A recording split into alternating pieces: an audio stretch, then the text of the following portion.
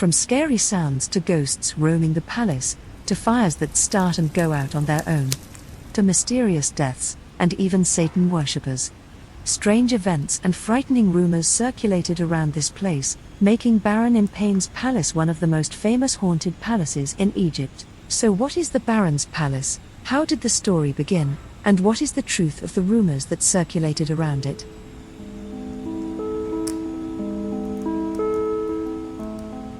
Baron Empain's palace, or the Hindu palace, is a palace located in Heliopolis, Egypt.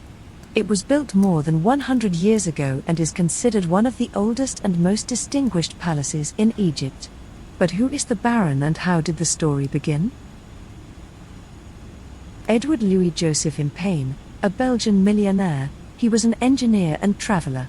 He received the title Baron, which means knight or warrior from the King of Belgium, in recognition of his contribution in building the Paris metro and the tram linking Belgium, northern France, and the Netherlands. He founded an electricity company and a bank in Belgium, but his life was not limited to engineering and the economics only. Rather, he was fond of traveling. He visited Brazil, Mexico, and Congo, then went to India and loved the Indian civilization.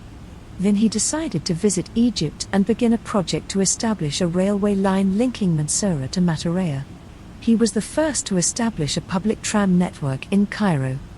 The Baron fell in love with Egypt and decided to spend the rest of his life there. He requested that to be buried in Egypt even if he died outside it. Then he presented the idea of a city in the desert to the Egyptian government. He chose the name Heliopolis for it, which means the city of the sun. And starting from 1906, Heliopolis Oasis Company, which was established by the Baron, began building the city in the desert, 10 kilometers from the center of Cairo. The Baron decided to build a palace like no other, but the design remained a problem until he found a distinctive and unique design. One of its kind by the architect Alexandre Marcel in one of the art exhibitions in France.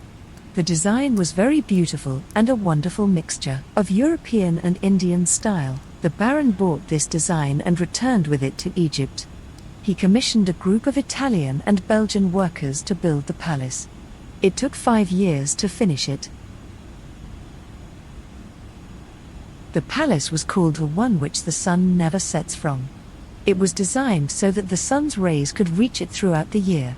The design of the palace is inspired by the Angkor Wat temple in Cambodia and the Hindu temples of Odisha, with touches of French and European styles. The palace and its garden is 12,500 square meters.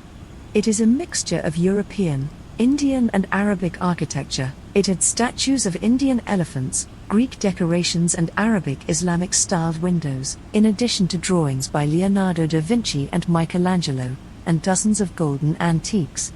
The palace's floors were made of original marble and alabaster, imported from Italy and Belgium. The palace included rare statues and antiques made with extreme precision from gold, platinum, and bronze. The palace glass was Belgian crystal glass, which enables people inside the palace to see the outside but not the opposite. The garden around the palace had rare flowers and plants.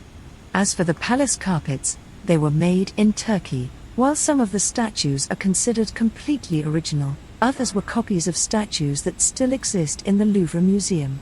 The palace consists of 3 floors, the ground and first floors, an underground basement, and an elevator that connects all floors. The ground floor is divided into a large hall and 3 rooms, one for receiving guests and the second a dining room, filled with drawings taken from the most famous artists. In each corner of the room there is a column bearing one precious Indian statue. As for the 3rd room, it was designated for playing billiards. Via the marble staircase and its balustrade decorated with small, delicate Indian statues, you reach the 1st floor, which consists of a large hall and 4 spacious bedrooms with parquet floors, each with its own bathroom, and each room has its own balcony. Supported by statues of Indian elephants, and has twisted benches surrounded by statues on all sides. The rooftop of the Baron's palace resembles a park. Baron Empain used the rooftop for some of the parties he used to hold, and it was his favorite place to have tea at sunset. The rooftop walls had drawings of plants, animals, and mythical creatures. It had a staircase made of luxurious rosewood. The basement was designated for kitchens, parking spaces, servants' rooms, and marble sinks. It was connected to the dining hall via a servants' elevator. At the left side of the palace is a large tower. The distinctive tower consists of 4 floors connected by a circular staircase. Its wooden sides are decorated with marble, and on the balustrade there are bronze inscriptions decorated with Indian statues. Inside the palace there was an ancient antique clock said to be unparalleled except in the Royal Buckingham Palace in London, showing the time in minutes, hours, days, months and years, with an explanation of the changes in the phases of the moon and temperatures. After the Baron's death, the palace was transferred to his son, Jan, and he resided in it until he died. Then it was transferred to the grandchildren of the Baron until it was sold at a public auction in 1954. The palace was neglected for a long time until the Egyptian government bought it from its owners in 2005. Over the years, there have been many rumors and scary tales around the palace, including that the palace's tower rotates. It was said that the iconic tower of the palace used to rotate around itself to allow those sitting in it to view all of Heliopolis without moving. And some said it might have been rotating to follow the sun. Even the palace's beautiful circular staircase had its share of strange stories. It was said that the Baron's sister, Helena, fell from top of the stairs, and in other stories from the balcony, and died, and that the Baron was in the tower when she fell and that she screamed, but he was captivated by the beauty of the city, so he didn't save her, so she did not forgive him, and her curse descended on the palace and those in it afterward, and caused the tower to stop rotating. And this was not the only death in the palace. It was said that Helena's death was the beginning of strange incidents, and that his wife was found murdered in the servants' elevator that connects the kitchen to the dining hall, and that even the Baron's daughter, Miriam, was suffering from paralysis and had mental and psychological problems due to the Baron's cold treatment of her. After that, they found her dead in a well, and it was said that there might have been a relationship between her and one of the servants, and that it was a suicide. After that, the killing incidents continued, and 6 of the servants died in mysterious and horrific ways. That was not all. There is also the enchanted room, or the pink room, which was called the blood room. It was a room covered in mirrors in which the Baron spent his time, and no one was allowed to enter it except him. It was said that after the Baron's death, the mirrors were covered in bright red blood, and it was said that this room contained a tunnel linking the palace to the Basilica Church in which the Baron was buried. Years after the Baron's death, the palace was closed, and the rumors and frightening stories did not stop there. The residents surrounding the palace and the guards of the neighboring properties said that they heard the sound of moving furniture inside the palace, and that there were sounds of quarrels emanating from inside, and in accounts from some of the palace's neighbors, they say that they heard him spoken in a foreign language on certain days in March, the month in which the Baron's daughter died. People said that the ghost of the Baron and his sister still inhabit the palace. In one of the most famous incidents in 1982, people witnessed fire and smoke rising from the tower, and then moving to a window in the main room on the first floor. Suddenly the flames went out on their own without anyone extinguishing them. As if this was not enough, the palace was also linked to Satanists in a famous incident in 1997.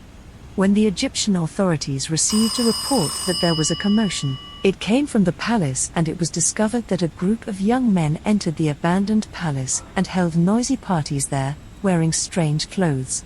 It was said that they were worshippers of Satan.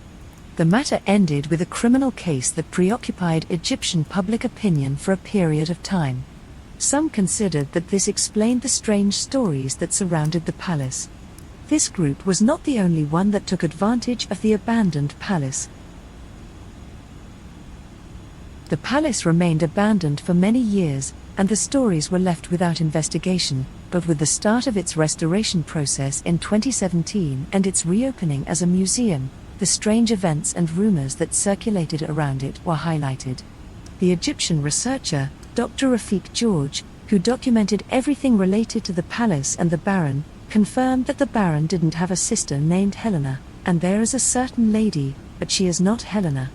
This is in addition to the fact that the tower does not rotate as they say, and he did not have a daughter either, but rather an only son named Jan.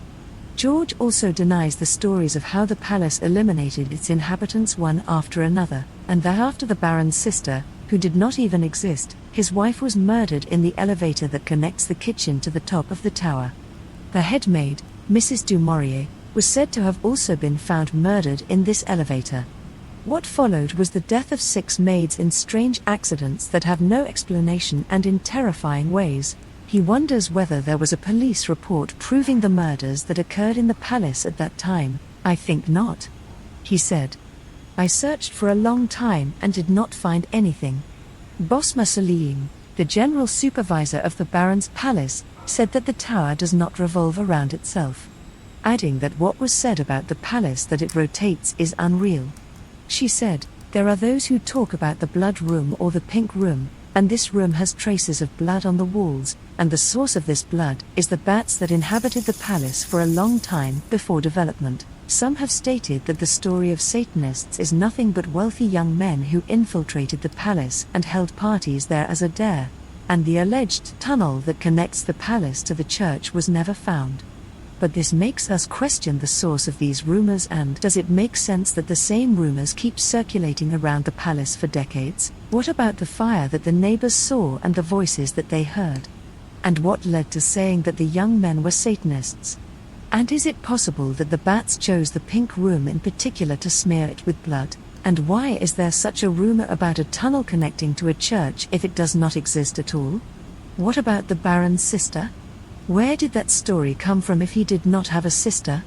And where did the name Helena come from? Even the idea that the tower rotates, which is something very unusual and strange. Why would anyone make this up? In the end, it is still a mystery. It is difficult to believe that all these rumors have no truth in them. Are they true or fictional? And perhaps the miserable life of the Baron was one of the most important reasons for the ghost stories that people have told for 100 years. It seems that the secrets of the Baron's palace will remain a mystery forever, but what do you think? Do you believe that the Baron's palace is haunted by ghosts, or is it just a mysterious palace that sparked people's imagination?